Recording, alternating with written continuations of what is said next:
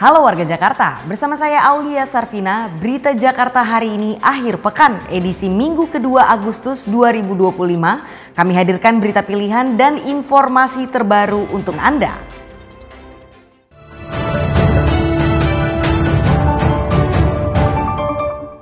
Warga Jakarta, sebelum kita ke berita utama dari meja redaksi, telah kami siapkan 3 berita pilihan yang menjadi sorotan dalam sepekan berikut ini. Gubernur DKI Jakarta Pramono Anung segera membuka lowongan 1.000 petugas pemadam kebakaran. Lowongan ini terbuka tidak hanya untuk warga Jakarta, tetapi juga warga luar Jakarta. Untuk proses rekrutmen akan diserahkan sepenuhnya kepada Dinas Penanggulangan Kebakaran dan Penyelamatan atau Gulkarmat DKI Jakarta. Pemprov DKI Jakarta memberikan santunan kepada ahli waris jemaah haji asal Jakarta yang meninggal dunia saat menunaikan ibadah haji di Mekah pada tahun ini. Secara simbolis, Gubernur DKI Jakarta Pramono Anung menyerahkan santunan kepada 14 orang ahli waris di Balai Kota DKI Jakarta. Pramono berharap santunan ini dapat menjadi momentum untuk bersilaturahmi dan mempererat persaudaraan. Pimpinan Badan Usaha Milik Daerah atau BUMD Pemprov DKI Jakarta menandatangani Fakta Integritas untuk bekerja lebih profesional. Gubernur DKI Jakarta Pramono Anung juga mendorong sejumlah BUMD untuk bisa melakukan IPO atau go public, terutama Bank Jakarta dan Pamjaya.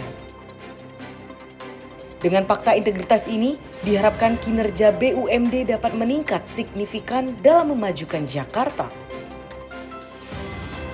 Tim Berita Jakarta melaporkan.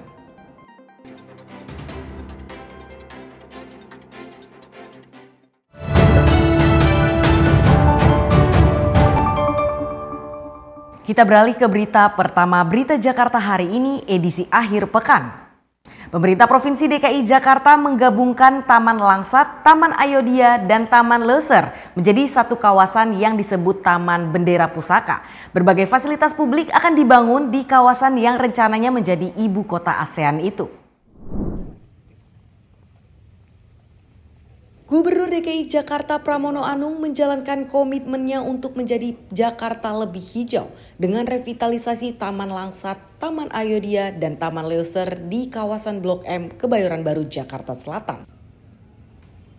3 taman ini nantinya akan diberikan nama baru yaitu Taman Bendera Pusaka.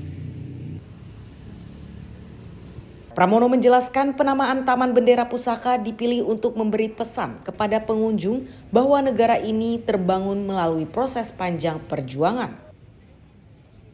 Nantinya di taman ini akan dibangun jogging track serta sarana olahraga gratis seperti lapangan tenis dan padel. Selain itu rencananya juga akan dibangun gerai atau headquarter ASEAN yang saat ini masih dalam tahap pembahasan bersama Kementerian Luar Negeri. Ya, ini untuk memberi ruang kepada publik bahwa paham negara ini dibangun bukan dalam waktu sekejap. Ada proses sejarah panjang supaya generasi yang lebih muda itu bisa mengetahui. Sekaligus selain jogging track kita bangun juga sarana olahraga seperti tenis, padel, kemudian yang lainnya yang sepenuhnya gratis. Pemprov DKI berharap pembangunan Taman Bendera Pusaka dapat memberi ruang publik yang lebih berkualitas serta menjadi pusat aktivitas dan edukasi sejarah bagi warga Jakarta. Tim Berita Jakarta melaporkan. Berita selanjutnya, pemerintah Provinsi DKI Jakarta menjajaki kerjasama dengan pemerintah Provinsi Sulawesi Tengah dalam teknologi pelayanan publik serta pertanian dan pangan. Gubernur DKI Jakarta Pramono Anung menyatakan Jakarta siap menjadi pasar utama produk dari petani dan nelayan Sulawesi Tengah. Gubernur DKI Jakarta Pramono Anung menerima kunjungan Gubernur Sulawesi Tengah Anwar Hafid di Balai Kota Jakarta. Pramono mengungkapkan Sulawesi Tengah tertarik untuk belajar dari pengalaman Pemprov DKI Jakarta dalam meningkatkan kapasitas aparatur sipil negara atau ASN serta pengelolaan badan usaha milik daerah atau BUMD. Pemprov DKI Jakarta juga menawarkan pendampingan untuk membangun teknologi pelayanan publik.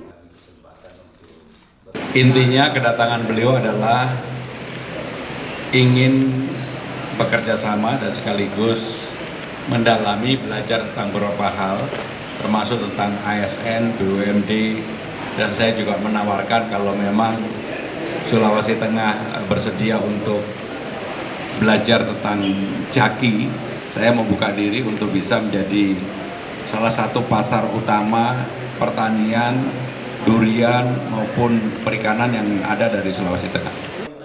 Sementara itu, Gubernur Sulawesi Tengah Anwar Hafid mengakui bahwa kunjungannya ini bertujuan untuk belajar dari pengalaman Pemprov DKI Jakarta dalam mengelola pemerintahan.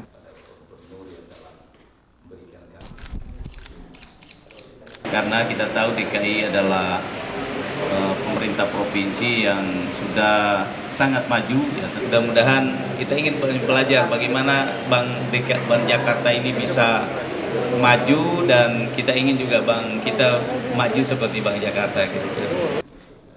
Kerjasama ini diharapkan mampu meningkatkan kualitas sumber daya manusia, pengelolaan BUMD, hingga mempercepat adopsi teknologi untuk pelayanan publik. Tim Berita Jakarta melaporkan.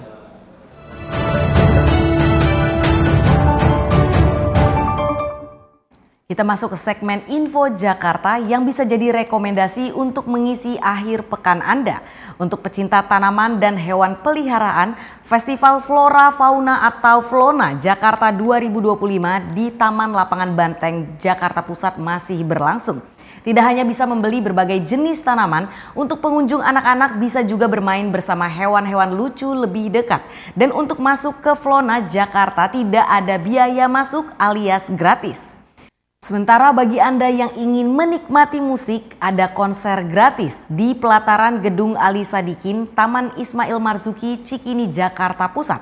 Konser yang berlangsung pada 8 hingga 9 Agustus 2025 ini menampilkan musisi Wijaya 80, Doni Maula, Tararin, serta musikalisasi puisi dari beberapa SMA di Jakarta. Demikian program Berita Jakarta hari ini. Saya Aulia Sarvina dan tim redaksi pamit undur diri. Menyongsong 5 abad Jakarta, jati diri Indonesia, megapolitan dunia. Sampai jumpa.